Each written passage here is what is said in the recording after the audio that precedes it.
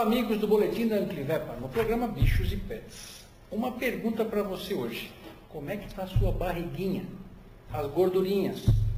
Você anda levando o seu animal para dar uma voltinha por aí? Ele anda meio gordinho? Para isso nós trouxemos aqui a Alessandra Vargas. Muito obrigado por ter vindo, Alessandra.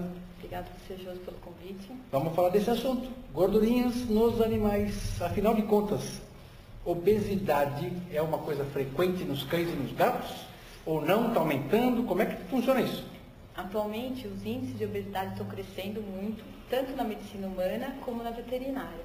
É assustador. Há 5 anos atrás, eu não atendia nenhum obeso no consultório. Nossa, de 5 anos para cá já está aumentando isso? Hoje, mais de 50% dos pacientes que me procuram têm problema com excesso de peso.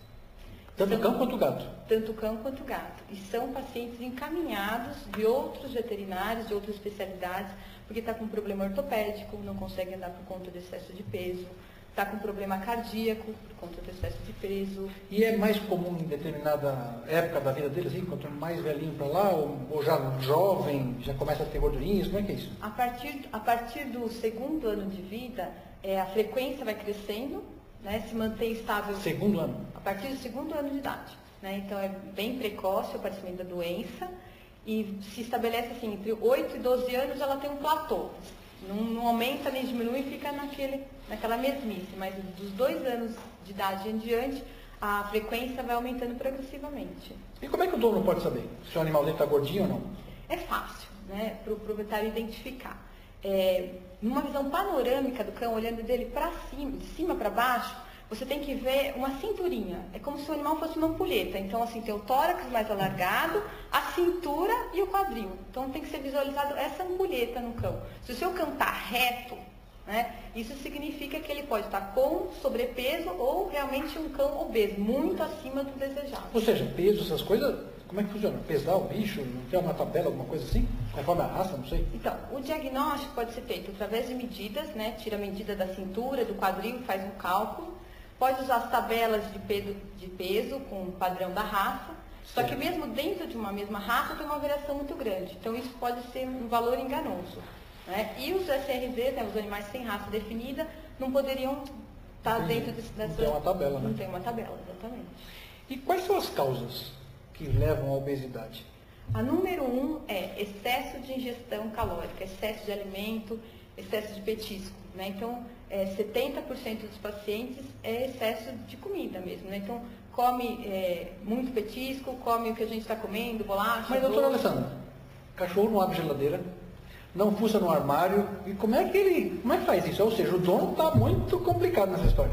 Então, tem uma humanização, né? Então, assim, tudo que nós sentimos, nós estamos transferindo para o animal. Então, ele tem vontade de comer bolo, ele tem vontade de comer um doce, o dono. E ele acredita que o animal também tem que comer. Também, fica com pena e vai lá.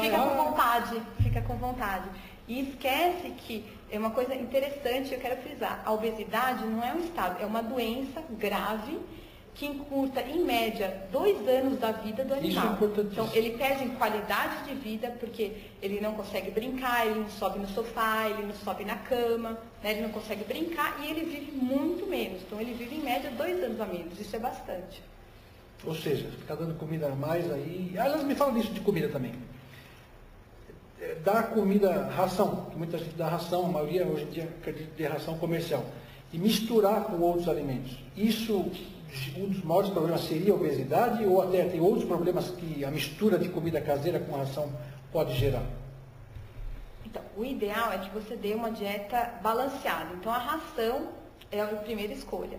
Se o proprietário quer dar uma outra coisa além da ração, o interessante é que ele procure o veterinário para uma orientação específica para cada caso. Então, depende dos animais que têm mais tendência, algumas raças têm mais frequência, né? O labrador, o beagle, o cocker. Então, esses nós temos que fazer esses são os que têm mais... Isso. É sugerido que faça uma dieta light para eles, né? Então, tem rações comerciais light, com menos gordura, menos carboidrato, menos caloria. Você acha que o veterinário está preparado para, por exemplo... educar o proprietário, qual a melhor ração, etc. Qualquer veterinário consegue fazer isso? Pelo menos de uma maneira genérica, ou não, tem que ser um especialista? Ele pode tentar e vai conseguir bom resultado com aqueles proprietários mais acessíveis, né? Então, por exemplo, tem estudos que correlacionam o proprietário obeso com o animal obeso. Então, normalmente esses pacientes, eles têm proprietários mais resistentes ao tratamento. Então, para esse caso, seria ideal que encaminhasse para um especialista para a gente conseguir ter um bom resultado.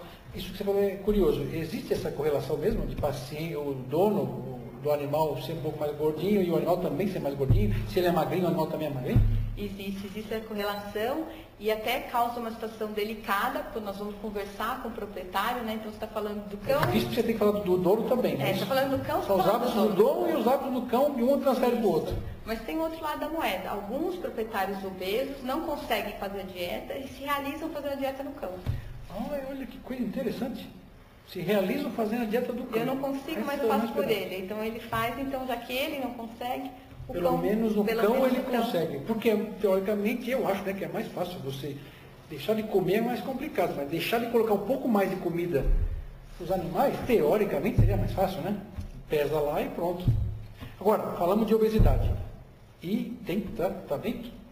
Porque é uma doença, pelo que você falou, né? E dá para tratar isso? É fácil? Não é fácil? E eu, às vezes, acredito que seja mais fácil tratar um animal obeso do que pessoas. Pessoas têm o livre-arbítrio de querer comer, ele abre a geladeira. O animal não. Teoricamente, eu acho que é mais controlável.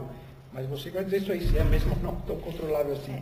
Uma vez que o proprietário já venceu a barreira de ir ao consultório, identificou que o animal está com problema, fica mais fácil, realmente. Nós podemos fazer um cálculo, orientar melhor qual vai ser a dieta ou atividade física. E o resultado é muito bom. Ele percebe que o animal está perdendo peso. E que a partir do momento que ele perde um pouquinho de peso, às vezes 0,5% do peso corpóreo por semana, em 2 semanas o animal às vezes volta a subir no sofá.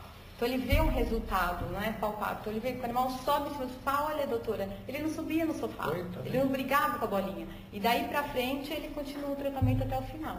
Basicamente então é dieta e também exercício. Dieta e exercício.